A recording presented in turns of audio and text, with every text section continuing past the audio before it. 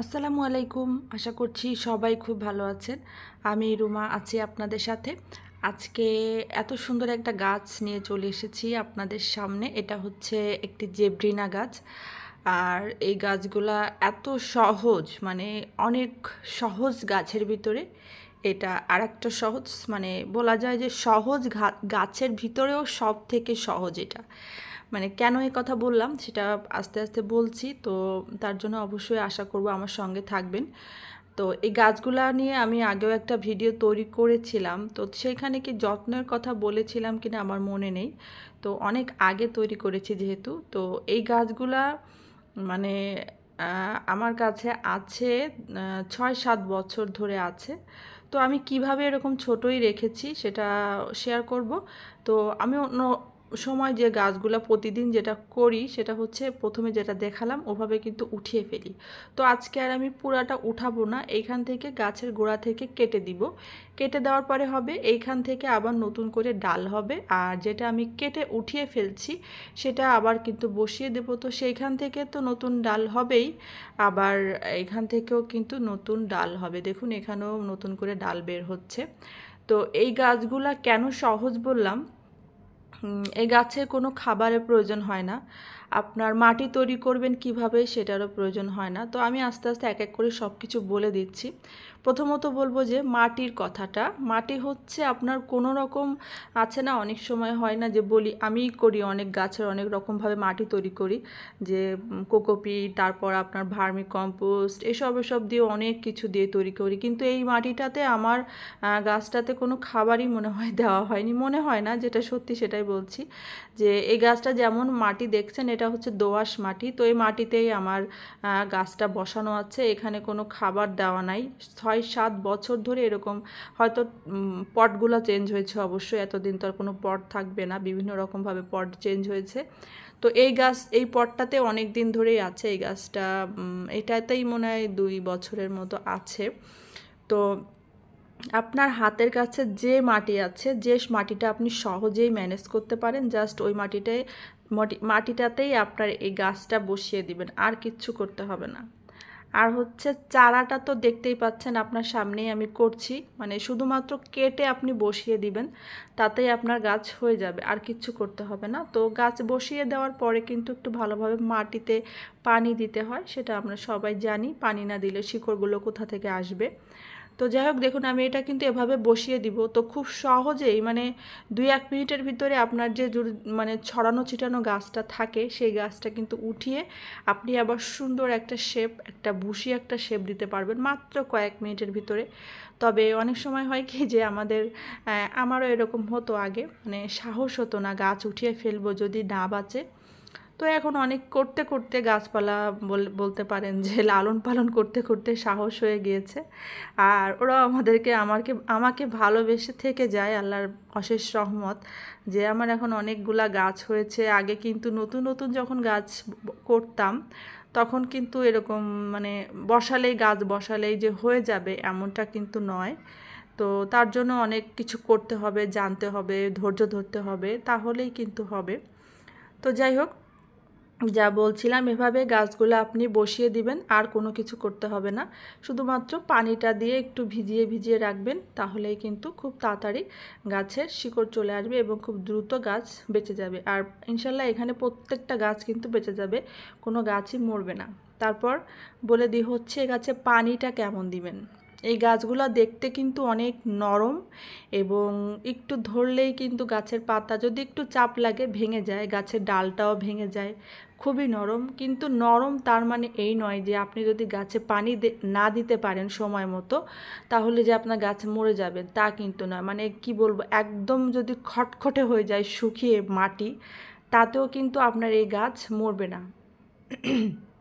মানে আমি যেটা দেখেছি, আমার কাছে যেহেতু বললাম 6-7 বছর ধরে এই গাছগুলো আছে, সেইটা নিয়ে আমি আপনাদেরকে আমার নিজস্ব কিছু অভিজ্ঞতা শেয়ার করছি। তো এই গাছগুলো যদি আপনি এরকম হয়ে থাকেন যে সময় পান না গাছে পানি দিতে, কিংবা আপনাকে কিছুদিন পর পর ট্যুরে যেতে হয়, বাইরে যেতে হয়, তাহলে কিন্তু এই গাছটা আপনি নিশ্চিন্তে নিয়ে আসতে পারেন, এই গাছ আপনাকে ছেড়ে যাবে না।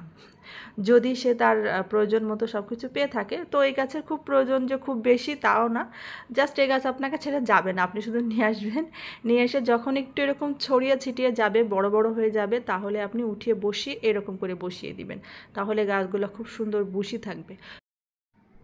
তো আচ্ছা, এবার খাবারের কথা বলে দিই।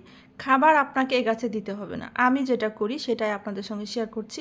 আমি এখনও পর্যন্ত আমার মনে হয় না এই গাছে খাবার দিয়েছি, কারণ যদি অনেক খাবার দিই তখন দেখা যায় যে গাছগুলো অনেক লম্বা লম্বা হয়ে যায় এবং পাতার দূরত্বটা বেশি হয়ে যায়, তখন ভালো লাগে না দেখতে। তো গাছে খাবার না দিলেই কিন্তু গাছগুলো ভালো থাকে। তো আর যদি খুব বেশি প্রয়োজন হয়, মনে করেন বছরে আপনি 2 বার দিতে পারেন, যে বছরে আমি 2 বার গাছে খাবার দিব, তাহলে আপনি খাবারটা দিয়ে দিতে পারবেন, আর কোনো কিছু প্রয়োজন নেই। আর গাছটা কোথায় রাখবেন, মানে এই গাছগুলা দেখবেন বেশিরভাগ কিন্তু অনেক গাছের নিচে লাগানো হয়, তারপর আপনার একটু ছায়া জায়গায় লাগানো হয়, তাহলেই কিন্তু গাছগুলা খুব ভালো থাকে। তো তার মানে এই নয় যে একদম আপনি ঘরের ভিতরে রেখে দিবেন, এগুলো কিন্তু ইনডোর প্ল্যান্ট না, আউটডোর প্ল্যান্ট। তবে একটু আলো বাতাসে গাছগুলো রাখতে হবে, একদম একটু রোদ পেলেও সমস্যা নেই। আমি গাছটা কোথায় রাখি আপনাদেরকে অবশ্যই দেখিয়ে দিব। তো এর ভিতরে ছোট্ট একটা কথা বলি, যদি আমার ভিডিওটা ভালো লেগে থাকে আর এই পর্যন্ত ধৈর্য ধরে আমার ভিডিওটা যারা দেখছেন, আশা করব একটি লাইক দিয়েই দেখছেন, আর যদি লাইকটা দিয়ে না থাকেন দয়া করে একটা লাইক দিবেন যদি মন চায়। আর যদি একটু বেশি ভালো লেগে থাকে, যে মনে হয় যে না থেকে যাই, আমার সাথে থেকে যাবেন আমার ছোট্ট পরিবারে, তো প্লিজ দয়া করে সাবস্ক্রাইবটা করে নেবেন। আর যারা অলরেডি এই কাজগুলো করে ফেলেছেন তাদেরকে জানাই অসংখ্য ধন্যবাদ।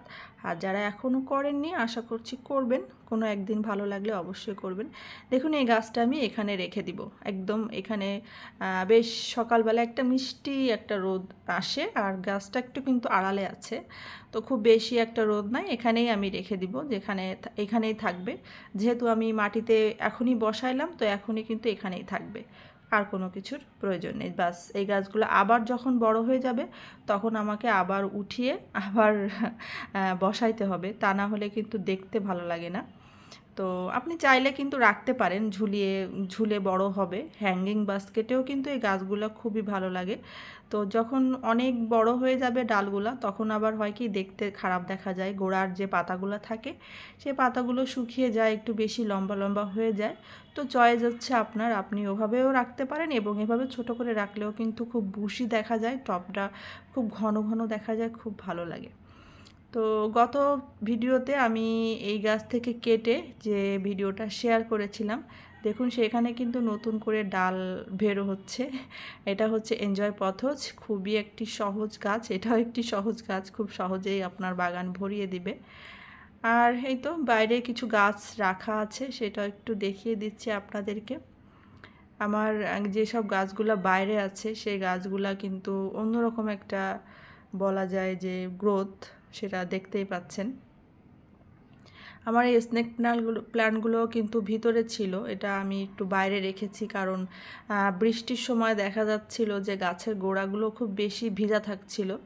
তো এই কারণে গাছগুলো একটু বাইরে দিয়ে দিয়েছি, যাতে নতুন করে অনেক চারা হয়। আর অনেকেই আমার কাছে জানতে চান যে আমার এই গাছের যে বাইরে যে র্যাকগুলো রাখি এটা কিভাবে রাখি। তো এইখানে যে ইয়েটা দেখতে পাচ্ছেন গ্রিলটা, এই গ্রিলটা কিন্তু একটা অংশ আমার খোলা যায়, খুলে আবার তালা দিয়ে রেখে দিই। তো সেটা খুলেই আমি এই গাছগুলা বাইরে রেখেছি, এবং যে তাকগুলা দেখতে পাচ্ছেন এখান থেকেই বের করে গাছগুলাও বের করে রেখেছি।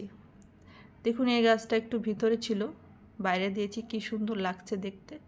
তো সবাইকে অসংখ্য ধন্যবাদ, সবাই খুব ভালো থাকবেন, আল্লাহ হাফেজ।